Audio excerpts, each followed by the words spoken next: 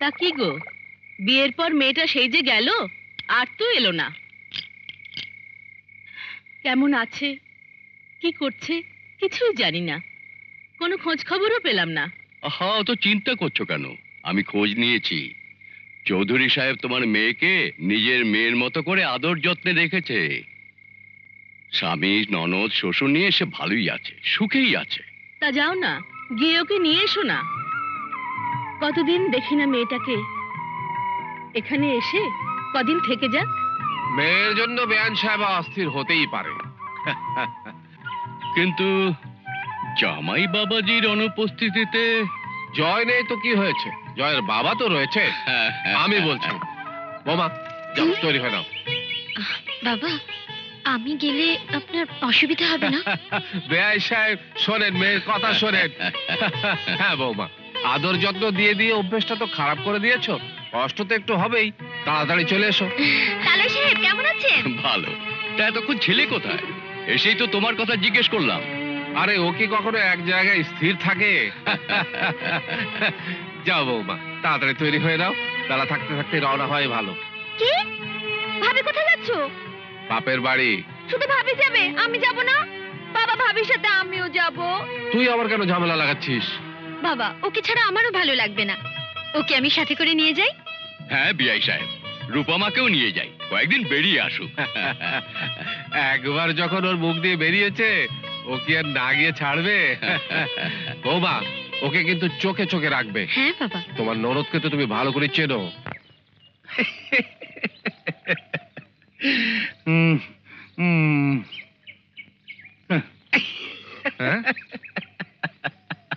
কি হলো দোস্ত, একা একা হাসতেছো কেন? কি হয়েছে খুইলা বলবা তো? আরে থামো থামো, কি ব্যাপার খুইলা বলো। দুঃশালা, তুমি হাসতে হাসতে মরো, আমি চললাম, গেলাম কিন্তু। আবারও হাসি, থামো না। আরে থামো না, কি হয়েছে? আরে আরে ওই যে আমিন, ওই আমিন শালা। কি করছে? ওই ওই আমিন, আমিন ঘটক, ও আবার আমার বিয়া ঠিক করছে। তাতে লাভটা কি? তোমার বউ তো থাকে না, একটাও তো টিকাইতে পারলা না। আরে এই বউ কেমনি টিকামু? ভাই ভাই তো আমার পেট ভাইটা খালি। তুমি বসে বসে ভাবো, শালা বউ পাগল। আমি গেলাম। সাথী, রূপমা কোথায়? শুয়ে পড়েছে বাবা। একা ঘরে? তুই এখানে কি করছিস? যা শুয়ে পড়গে। আমি মার সাথে একটু গল্প করছি। বাবা, হ্যাঁ? তুমি ওষুধগুলো সব ঠিক করে খাচ্ছ তো?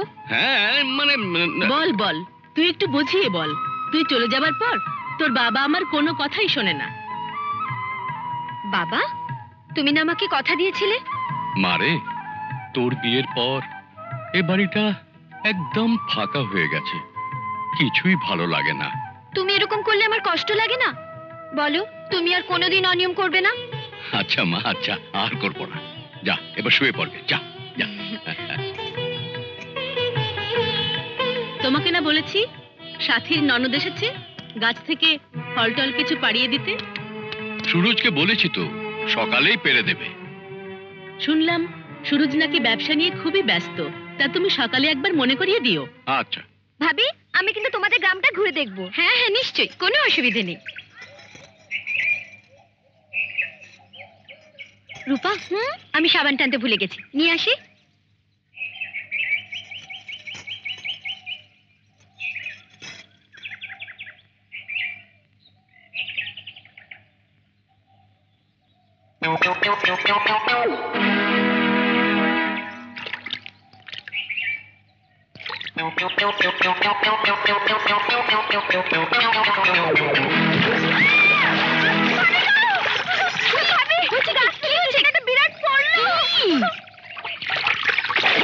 সাথীবু, আমি কিছু দেই নাই, আমার কোনো দোষ নাই, আমি যাই।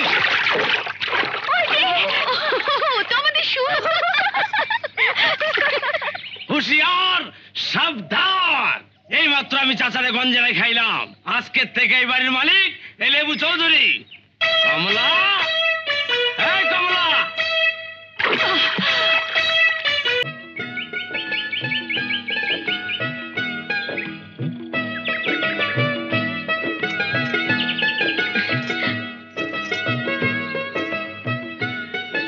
কি গো ননদিনী, কি ভাবছো? না ভাবি, কিছু না। কাল সারা রাত ঘুম হয়নি তো, তাই। কেন গো, তোমার চোখের ঘুম আবার কে কেড়ে নিল? আচ্ছা ভাবি, কাল যে ছেলেটা পুকুরে পড়লো, সে ছেলেটা তোমাদের কে হয়? আমাদের তেমন কেউ হয় না, এই গ্রামেরই ছেলে। ও, ছোটবেলায় ওর মাকে হারিয়েছে। এই কিছুদিন আগে বাবাও মারা গেছেন, তাই বাধ্য হয়ে লেস ফিতা চুরির ব্যবসা করছে। তবে ছেলেটার গানের গলা কিন্তু খুব ভালো, মাঝে মাঝে যাত্রায় অভিনয় করে। জানো, ও খুব ভালো ছেলে। ভাবি, ছেলেটার নাম কি গো? সুরজ। ওই যে সুরজ বাঁশি বাজাচ্ছে। বাহ, চমৎকার বাজায় তো। নাও, এবার মুখ হাত পা ধুয়ে এসো, আমি তোমার খাবার করছি। আচ্ছা।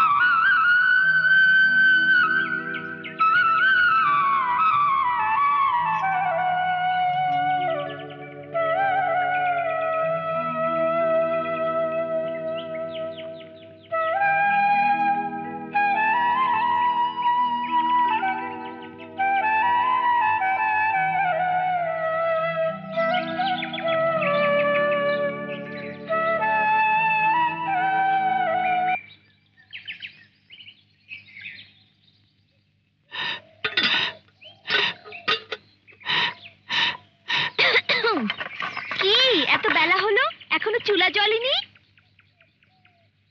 রান্না হবে কখন? খাওয়া হবে কোন তারিখে?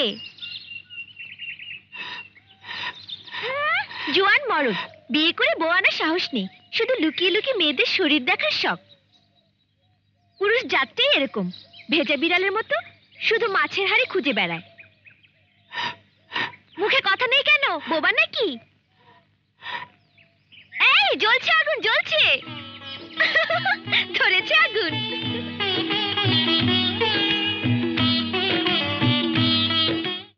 আমি তোমাদের গ্রামটা একটু ঘুরে এলাম। অচেনা অজানা জায়গায় একা একা ঘোরা যে ঠিক নয় মা। মামিমা, আপনাদের গ্রামটা না খুব সুন্দর, আচ্ছা। একেবারে ছবির মতো।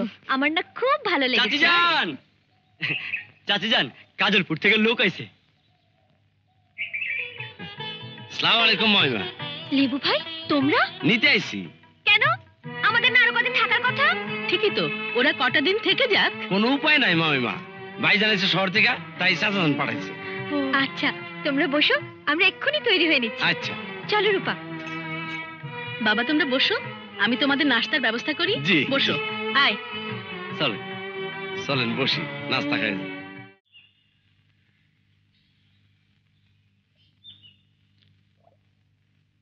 এসো বৌমা।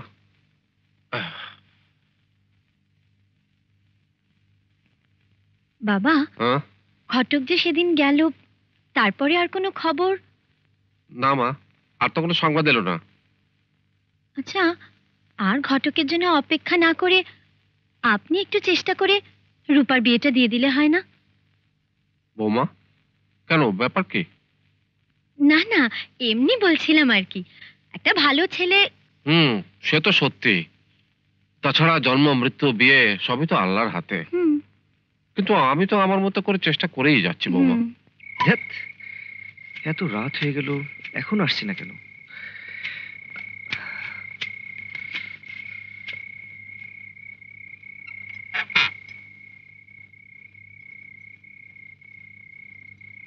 রূপা, ভাবি এখনো ঘুমাওনি? যে ভাবির যুবতী ননদ রাতের অন্ধকারে জাতকুল ভুলে প্রেম করতে বেরিয়ে যায়, সে ভাবির ঘুম আসে কি করে? আমাকে যেতেই হবে ভাবি। না, আমার চোখের সামনে এত বড় সর্বনাশ আমি কিছুতেই হতে দেব না। তোমার দোহাই লাগে ভাবি, সুরজ আমার জন্য অপেক্ষা করছে। আমাকে যেতেই হবে, আমাকে যেতে দাও না। আচ্ছা রূপা, একটা সামান্য চুড়িয়ালার মধ্যে কি পেলে তুমি? এত না বোঝালাম তোমাকে। বোঝাবুঝি তো অনেক আগেই শেষ হয়ে গেছে ভাবি, এখন আর কিছু করার নেই। রূপা, ঘরে যাও। ভাবি, আমার হাত ছেড়ে দাও। রূপা! বৌমা, এত বড় সর্বনাশ হয়ে গেল আর তুমি চুপ করে থাকলে? এই বাড়িতে বউ করে এনে আমি এই সংসারের দায়িত্ব তোমার হাতে তুলে দিয়েছিলাম, তার এই মর্যাদা দিলে? কাল সাপ বুকে ছোবল দিল, আমি কিছুই বুঝতে পারলাম না। ওর মা যদি আজ বেঁচে থাকতো তাহলে হয়তো আমাকে এসব আজ সহ্য করতে হতো না। বাবা, ভাবি তো কোনো দোষ করেনি। যা বলার আমাকে বলো, যা করার আমি তো করেছি, আর আমি তো কোনো অন্যায় করিনি। বাবা, কেন বাবা? ভালোবাসি কি অন্যায়? ভালোবাসি কি অপরাধ? বৌমা, বৌমা, তুমি ওকে থামতে বলো। ওকে নিয়ে ঘরে বন্দি করো, তা না হলে এই চৌধুরী বংশের মান ইজ্জত সব ধুলে মিশিয়ে দিবে। প্রয়োজন হলে ওর মুখে বিষ দিয়ে দাও। বাবা, ও কথা বলবেন না। ঘরে চল। তোরা তোরা কোন বড় হুজুর? ভাবি, দরজা খোলো। ভাবি, দরজা খোলো।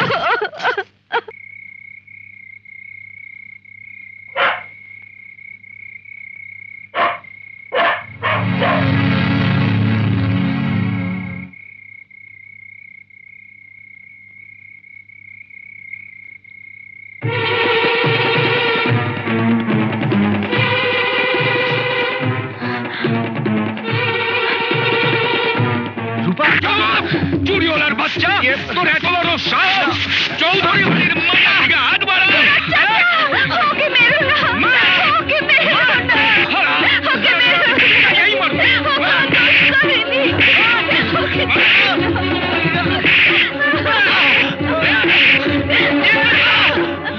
ওকে ছেড়ে দাও। ও কোনো দোষ করেনি। চুরিওয়ালার বাচ্চা, তোর এত বড় সাহস! তুই জমিদার বাড়িতে! বাবা, ওকে মেরো না বাবা। ওকে ছেড়ে দাও বাবা। তোর এত বড় সাহস, তুই আমার বাড়ির দিকে হাত বাড়াস? আর কোনদিন যদি তোর ছায়া এই গ্রামের ত্রিশূলে পড়ে, তোকে আমি জানে বের করব। আর আমার মেয়ের দিকে যদি তুই হাত বাড়াস কিংবা চোখ তুলে তাকাস, তোর চোখ আমি উপরে ফেলব। যা, এবারের মতো মাফ করে দিলাম। আমার চুপ, বেরো।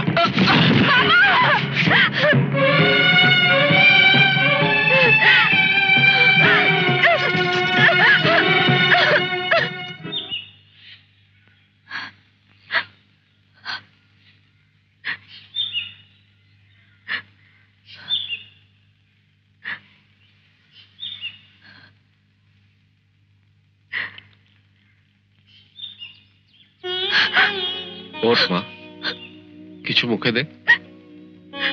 তুই খাসনি বলে বাড়ির লোক সবাই সারাদিন না খেয়ে আছে। ওঠ মা, তোর জন্মের পর আমি কোনোদিন তোর গায়ে হাত তুলিনি। কত দুঃখে, কত কষ্টে বাবা মা তার সন্তানের গায়ে হাত তোলে, সেটা তুই বুঝবি না মা। যেদিন তুই সন্তানের মা হবি সেদিন বুঝবি। ওঠ মা, আমাকে আর শাস্তি দিস না মা। হাসাই মরলো নাকি? আরে ওই সামরা, এখনো আসস তাইলে? 2 দিন ধরে তো ঘরে চুলা জ্বলে নাই, নাওয়া খাওয়া সব বন্ধ, ব্যবসা তো লাটে উঠছে। এইভাবে দিন চলবো কেমনে? দোস্ত, আমার কিচ্ছু ভাল লাগে না। আমার এদের আর কিছু হইব না দোস্ত, হইব না। দেখো দোস্ত, মেয়ে মানুষে তুমি আমার থেকে বেশি চিনো না। যে রূপা বেগমের জন্য তুমি অনশন করে মরতাছো, 2 দিন পরে দেখবা সেই রূপা বেগমের বিয়া হইয়া গেলে উনি স্বামীর গলা জড়াইয়া ধইরা বলতেছে, তুমি আমার স্বামী, তোমাকে আমি ভালোবাসি, তোমার চরণে আমার জীবন মরণ। আর যদি কখনো ভাগ্য চক্রে তোমার সঙ্গে দেখা হইয়া যায়, দেখবা উনি একটা ভেটকি দিয়া চলে গেছে। না না না, আমি বিশ্বাস করি না। আমার রূপা এমন করতে পারে না। রূপা আমার, শুধু আমার। একটা থাবড়া দিয়া দাঁতগুলি ফালাই দোস্ত, যার জন্য মরতে যাইতাছস, যাইয়া দেখ সেই রূপা পোলাও কর্মা খাইয়া ধেই ধেই করে নাচা বেড়াইতাছে। চল ভাই, খাইয়ালো, চাচার বাড়ি থেকে খাওয়ান আনছি। না। তাড়াতাড়ি খা। আমি খাবো না। তাড়াতাড়ি খাইয়ালো, কিপটা হালাই খাওয়াইতাছে। কিছু কইলি? কইলাম যে না কইলাম পেটটা ভই গেল। হ্যাঁ হ্যাঁ 2 দিন ধরে খায় নাই। জলদি খাওন দে। না খাও ভাই খাও। ওই ছোট লোকের বাচ্চা সাহস হয় কি করে আমার বোনের দিকে হাত বাড়ানোর? বাবা তুমি ওর মাথাটা গুলি করে উড়িয়ে দিতে পারলে না? পারতাম, অনেক কিছু পারতাম, কিন্তু মেয়ের দুর্নাম আর বংশের ইজ্জতের কথা ভেবেই। রূপাকে আদর দিয়ে তুমি আজ এই জায়গায় নিয়ে এসছো, যখন যা চেয়েছে তুমি তাই দিয়েছো, কোনো কিছু বারণ করনি। জয়, থামো তো। পুরনো কাসন্দি ঘাটলে এখন কোনো লাভ হবে না। এখন যা সমস্যা দাঁড়িয়েছে, মাথা ঠান্ডা করে ভাবো কি করা যায়। কিন্তু আমার মাথায় তো কিছুই আসছে না। বাবা, যত তাড়াতাড়ি সম্ভব একটা ভালো পাত্র দেখে রূপার বিয়ে দিয়ে দাও। দেখো ভাগ্নে, জোর করে কিছু করলে এতে বিপরীত হতে পারে। তুলা ভাই, হ্যাঁ? আমি বরং রূপাকে আমার কাছে নিয়ে যাই। এই দূরে থাকলে মানে ওদের মধ্যে দেখা সাক্ষাৎ না হলে ব্যাপারটা তো থিতিয়ে যেতে পারে। বেশ, তাই করো। তুমি বরং ওকে তোমার কাছে নিয়ে যাও। না মামা না, আমি কোথাও যাব না। এই গ্রাম ছেড়ে আমি কোথাও যাব না। মামা, ওরা সুরজকে মেরেছে মামা। আমি সুরজকে ছেড়ে কোথাও যাব না। আমি জানি মা, আমি সব জানি। তোর বাবা ভাই এখন ভীষণ রেগে আছে। হ্যাঁ, এখন ওরা কোনো কিছুই বুঝতে চাইবে না। হ্যাঁ মা, তুই আমার সঙ্গে কদিন গিয়ে থাকবি, চল। তারপর আমি পরে এসে বরং ওদের বুঝিয়ে রাজি করাবো। তোর বাবা তোকে কদিন না দেখলেই দেখবি নরম হয়ে যাবে। মামা, হ্যাঁ মা, তুই আমার উপর বিশ্বাস রাখ। এই যে বৌমা, মামা কিছু বলবেন? কি আর বলবো বলো, এই মা মারা মেয়েটার দিকে তোমরা কোনো খেয়াল রাখো না। শোন রে মা, তুই তাড়াতাড়ি তৈরি হ, গুছিয়ে নে। আমরা বেলা থাকতে থাকতে বেরিয়ে পড়বো। আমি যাই, আমাকে তোমার সব দিকটাই দেখতে হবে।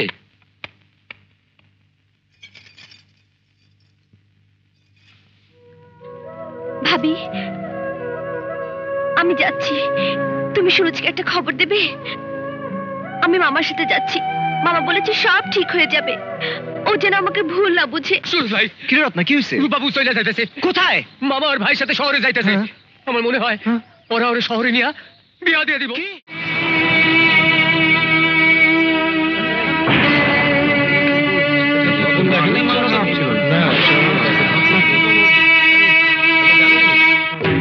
আসেন আসেন আসেন।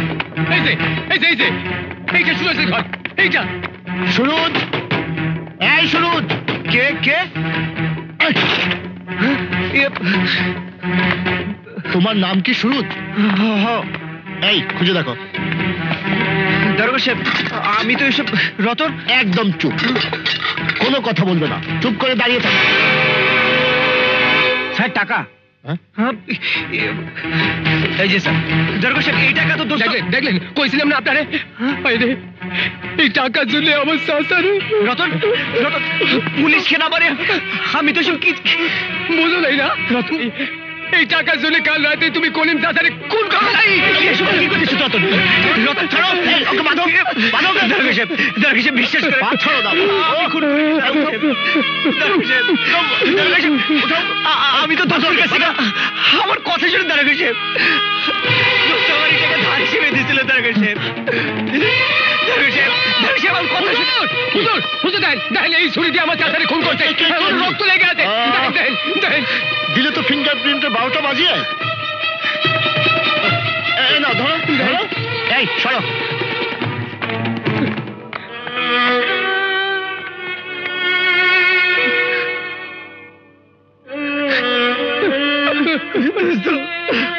আমার দোস্ত, এটা কি করে হইলো দোস্ত?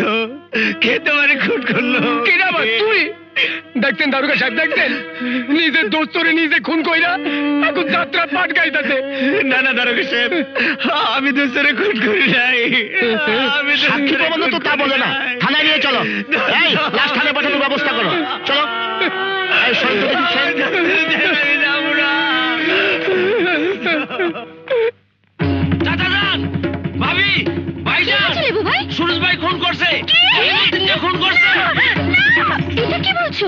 সত্য কথা কইতেছি ভাবি, পুলিশ সুরজ ভাইরে বাইন্দা লয়ে যাইতেছে। তার বাড়িতে নাকি টাকাও পাওয়া গেছে। বাবা, সুরজ, সুরজ, কি করলে তুমি? আমার জন্য, টাকার জন্য তুমি তোমার দোষকে খুন করলে? না। আমি তো তোমাকেই ভালোবেসেছিলাম। রূপা, প্রয়োজনে সারা জীবন আমি তোমার জন্য অপেক্ষা করতাম, কিন্তু বলো এখন আমি কি করব? তুমি খুনি, তুমি মানুষ খুন করেছো। রূপা, রূপা, সত্যি আমি এসবের কিছুই জানি না। পৃথিবীর আর কেউ বিশ্বাস করুক আর নাই করুক, তুমি অন্তত বিশ্বাস করো আমি খুন করি নাই, আমি খুন করি নাই, আমি খুন করি নাই রূপা। রূপা, বাবা, তুমি আমার সুরজকে বাঁচাও, পুলিশ ওকে ধরে নিয়ে যাচ্ছে বাবা। বাবা, আমি সুরজকে ছাড়া বাঁচবো না বাবা। বাবা,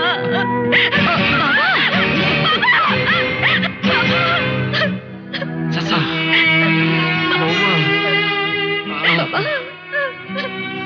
আমার শেষ ইচ্ছাটা পূরণ করে যেতে পারলাম না বৌমা। আপনি ও কথা বলবেন না বাবা। মারে, আমার এই মামারা মেয়েটার সুখ আমি দেখে যেতে পারলাম না। বৌমা, জয় কোথায় বৌমা? ডাক্তার আনতে গেছে বাবা, আপনি শান্ত হন, এত কথা বলবেন না। আমাকে বাধা দিও না বৌমা, আমাকে বলতে দাও। রূপা, আমাকে, আমি তোমার হাতে তুলে দিলাম বৌমা। আজ থেকে তুমি ওর সব। দুঃখের আচর যাতে ওর মুখে কখনো না লাগে, কখনো না লাগে। বাবা,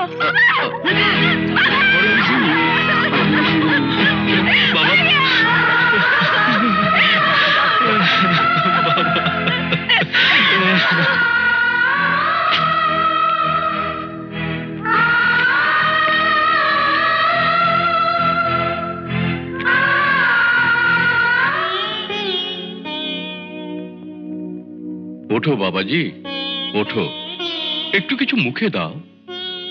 চিরকাল তো কারো বাপ মা বেঁচে থাকে না। ওঠো বৌমা, বৌমা, তুমি একটু শক্ত হও। এভাবে সবাই না খেয়ে থাকলে অসহায় পড়বে। চাচা, বুঝি বৌমা, বুঝি এই অবস্থায় মুখ দিয়ে কিছু নাপতে চাই, কিন্তু বেঁচে তো থাকতে হবে। যাও, রূপাকে নিয়ে কিছু খেয়ে নাও। জলদি ওঠো, জলদি ওঠো, জলদি।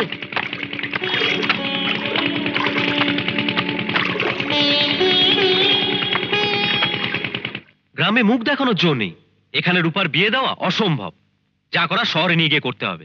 সবকিছু মাথা ঠান্ডা করে ভেবে চিন্তে করতে হবে।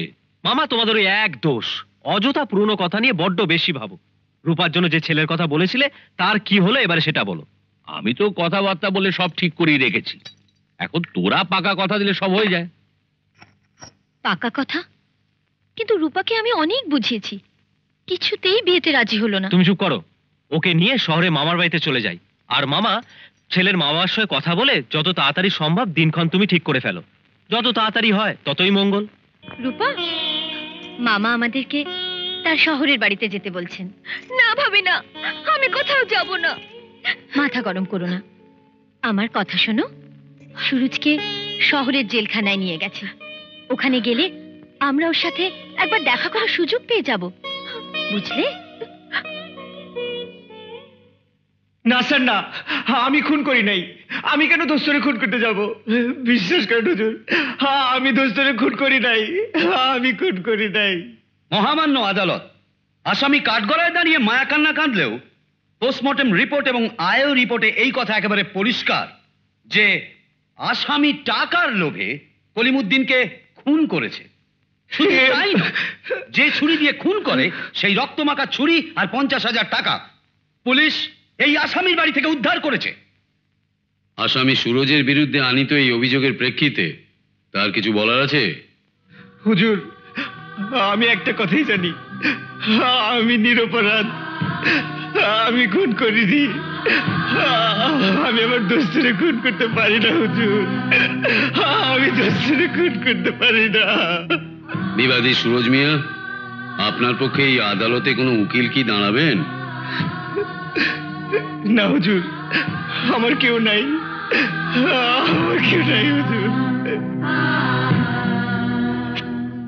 কলিমুদ্দিন হত্যা মামলার সুষ্ঠু বিচারের লক্ষ্যে সরকারের তরফ থেকে আসামি সুরজ মিয়ার পক্ষে উকিল নিয়োগ করে এবং এই মামলার সাক্ষীদের আগামী 18ই ফেব্রুয়ারি এই আদালতে হাজির থাকার নির্দেশ দেয়া হলো। আদালত মুলতুবি করা হলো।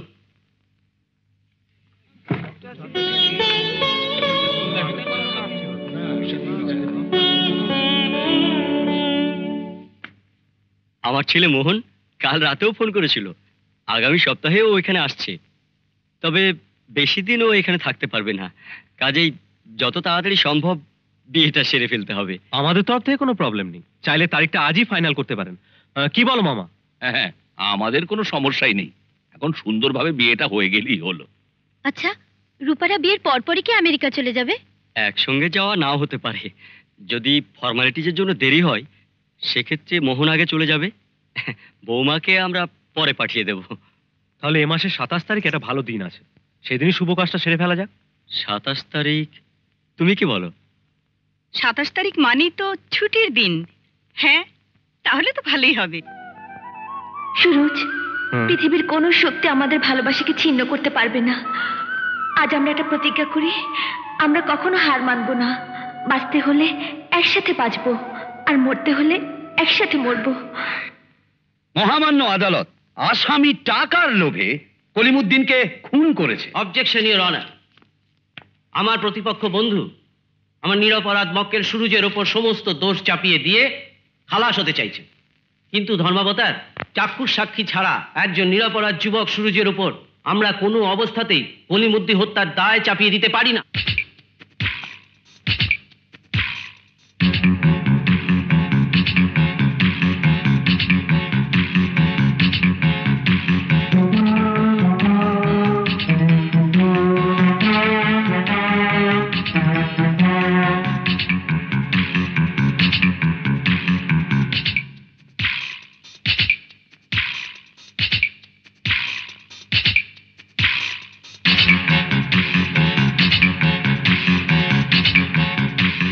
Order order order.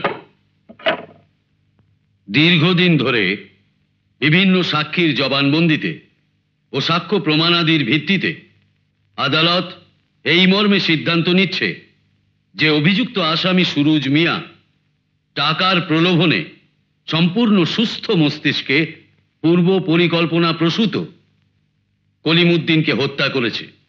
এই হত্যার দায়ে দণ্ডবিধির 302 ধারা মোতাবেক দোষী সাব্যস্ত করে সুরুজ মিয়াকে মৃত্যুদণ্ডে দণ্ডিত করা হলো।